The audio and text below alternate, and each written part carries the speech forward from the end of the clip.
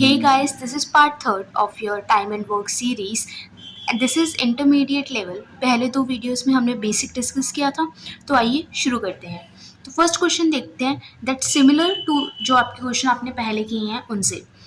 ए plus B कोई काम 12 दिनों में कर रहे हैं, बी और सी मिलके वही काम 15 दिनों में कर रहे हैं और ए बी और सी तीनों इकट्ठे मिलके वही सेम काम 8 दिनों में कर रहे हैं। तो आपको बताना है ए अकेला कितने दिनों में करेगा।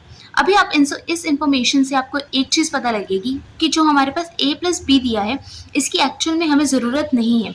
आइए देखते हैं कैसे। ए प्लस बी 12 है, बी प्लस सी 15 है और ए बी और सी तीनों मिलके 8।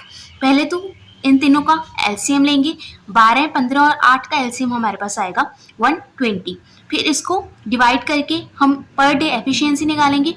ए प्लस बी एक दिन में 10 यूनिट काम कर रहे हैं, बी प्लस सी एक दिन में 8 यूनिट काम कर रहे हैं और ए बी और सी तीनों मिलके एक दिन में 15 यूनिट काम कर रही हैं। तो इससे आपको क्या पता लग रहा है? आपको ए की एफिशिएंसी निकालनी है क्योंकि हमारे पास टोटल वर्क हमने 120 यूनिट्स निकाल चुके हैं।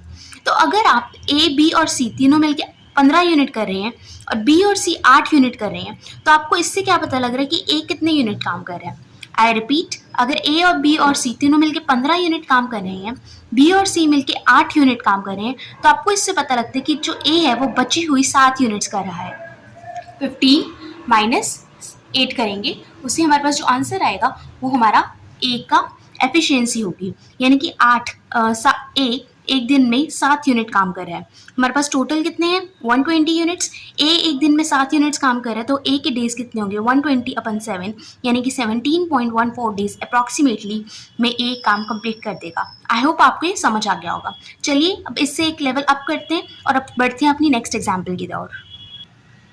इस क्वेश्चन में आपको A is twice as efficient as B, इसमें आपको A और B की एफिशिएंसी का रिलेशन बताया गया है। नाउ एफिशिएंसी का रिलेशन क्या है? A जो है वो दुगना काम करता है B से, और आपको फर्स्ट वीडियो में बताया था कि जो एफिशिएंसी और टाइम है वो एक दूसरे के इन्वर्सली प्रोपोर्शनल है। अगर A:B का रेशियो इसमें 2:1 है और A:B का रेशियो टाइम में 1:2 हो जाएगा। आई होप आपको ये समझ आ गया होगा कॉन्सेप्ट। अगर इनकी एफिशिएंसी हम देखें, अगर A एक दिन में 2 यूनिट्स काम कर रहा है, B एक दिन में 1 यूनिट काम कर रहा है, तो दोनों मिलके एक दिन में 3 यूनिट्स काम कर रहे होंगे। आई होप आपको ये समझ आ गया होगा।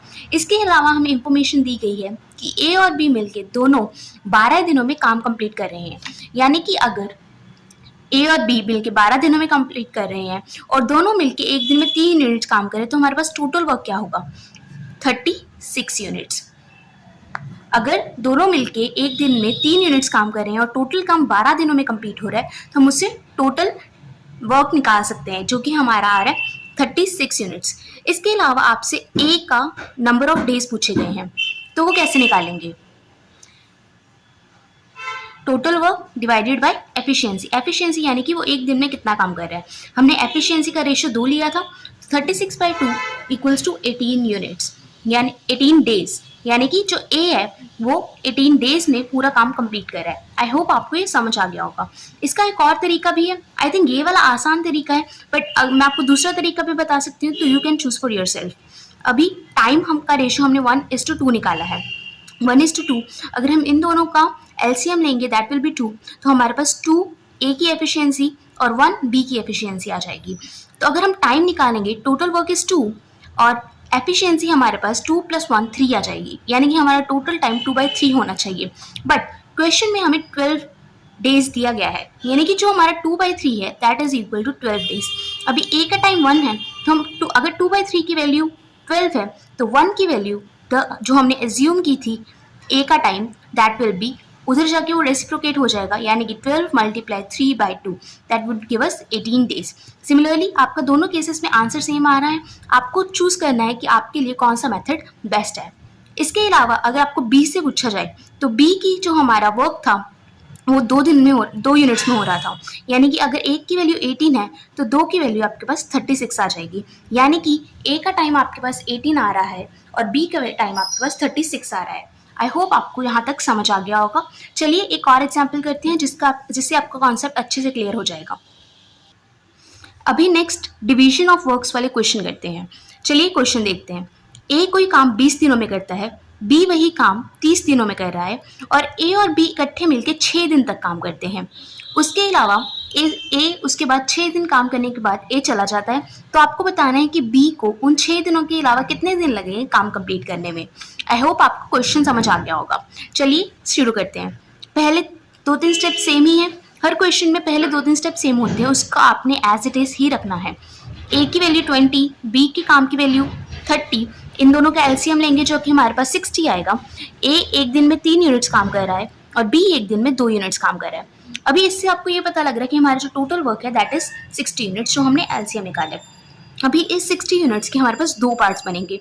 एक तो वो पार्ट जो 6 दिन वाला पार्ट है that is done by A and be together, और एक जो रेस्ट सिर्फ बी ने किया है वो वाला पार्ट। तो पहले हम निकालेंगे जो 6 दिन वाला पार्ट है। वो कैसे निकालेंगे? उसमें आप देख सकते हो कि ए और बी ने इकट्ठे मिलकर काम किया है, यानी कि जो एफिशिएंसी होगी वो ए प्लस बी की होगी। ए एक दिन में 3 यूनिट्स काम कर रहा है, बी एक दिन में 2 यूनिट्स काम कर रहा है, यानी कि दोनों एक दिन में 5 यूनिट्स काम कर रहे थे और दोनों ने टोटल मिलकर 6 दिन काम किया, यानी कि उन्होंने टोटल वर्क कितना कंप्लीट किया? 6 × 5 that will give you 30 units, यानी कि पहले 6 दिनों में 30 यूनिट्स ऑफ वर्क कंप्लीट हो चुका था। नेक्स्ट आपके पास जो बचा कितना वर्क, आपके पास टोटल वर्क 60 था, 30 यूनिट्स दोनों ने मिलकर कंप्लीट कर दिया, तो आपके पास बचा कितना? Another 30 units, that give 60 - 30 gives you 30 units. ये आपके बी अकेले ने काम किया है। नाउ अगर बी अकेले ने काम किया है तो दिस मीन्स जो बी की एफिशिएंसी है, यानी कि वो एक दिन में 2 यूनिट्स काम कर रहा है, उसको टोटल काम 30 करना है। That days taken will be 30 / 2 यानी कि 15 डेज। बी को उन 6 दिनों के अलावा ए के जाने के बाद 15 दिन और लगेंगे to complete its work. I hope आपको ये समझ आ गया होगा। चलिए नेक्स्ट एग्जाम्पल की तरफ। वैसा ही एक सिमिलर क्वेश्चन करते हैं। आपको ई का टाइम 18 दिन दिया हुआ है, एफ का टाइम 24 दिन दिया हुआ है और आपसे कहा गया ई और एफ ने मिलके इकट्ठे 6 दिन काम किया, उसके बाद एफ ने काम छोड़ दिया, यानी कि सारा काम बाकी का ई को करना पड़ रहा है। तो आपको बताना है कि ई को कितने दिन लगे काम कंप्लीट करने में। तो पहले इंफॉर्मेशन गैदर करते हैं। ई ने किया 18 दिन, एफ ने किया 24 दिन, यानी कि इन दोनों का एलसीएम कितना आएगा? 72 डेज, यानी कि जो ई है वो एक दिन में 4 यूनिट्स काम कर रहा है, जो एफ है वो एक दिन में 3 यूनिट्स काम कर रहा है। आई होप आपको यहाँ तक समझ आ गया होगा। हमारे पास टोटल वर्क कितना है? 17 यूनिट्स। इसके भी 2 पार्ट्स बनेंगे, एक तो वो 6 दिन जो ई और एफ ने मिलकर काम किया है और एक जो ई ने अकेले काम किया है एफ के जाने के बाद। आई होप आपको यहाँ तक समझ आ गया होगा। तो पहले 6 दिन में जब ई और एफ मिलके काम कर रहे थे तो एक दिन में 4 + 3 यानी कि 7 यूनिट्स काम कर रहे थे।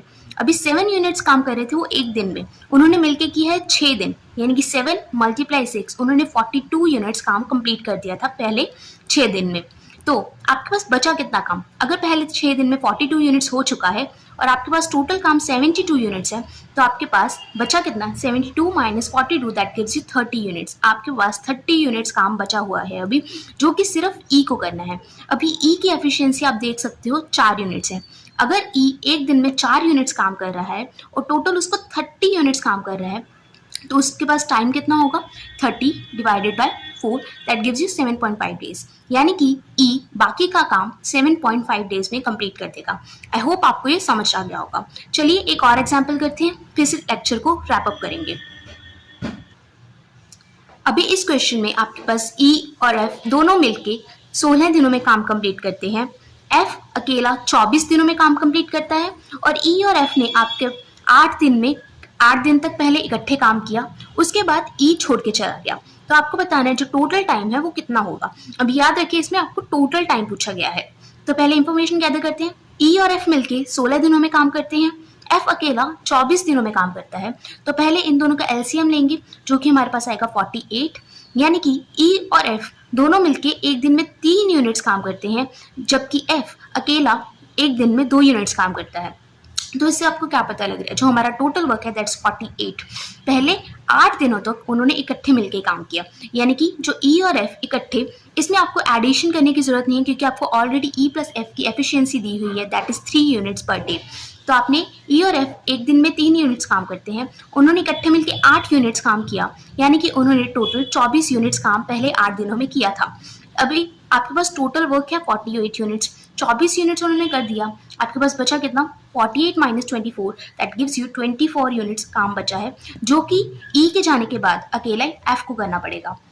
अभी एफ एक दिन में आपके 2 यूनिट्स काम कर रहा है, दैट मीन्स अगर 24 यूनिट्स हैं तो एफ 24/2 उनको 12 दिनों में कंप्लीट कर देगा। अभी पहले 8 दिन तो ई और एफ ने मिलकर काम किया, इसके अलावा 12 दिन अकेले एफ ने काम किया। तो आपसे अभी टोटल वर्क टाइम पूछा है, तो कैसे निकलेगा? पहले 8 दिन that is E plus F, next by alone F, तो आपके पास 8 + 12 यानी कि 20 डेज में पूरा काम कंप्लीट हो जाएगा। आई होप आपको ये लेक्चर समझ आ गया होगा। It was a bit complicated, तो आई रिक्वेस्ट कि आपको अगर नहीं समझ आ रहा है तो इसको 1-2 बार और देखिए, आपको समझ आ जाएगा। And if any doubt let me know in the comment section. कल फिर से हम एक इंटरमीडिएट लेवल की क्लास लगाएंगे। Thank you and thanks for watching.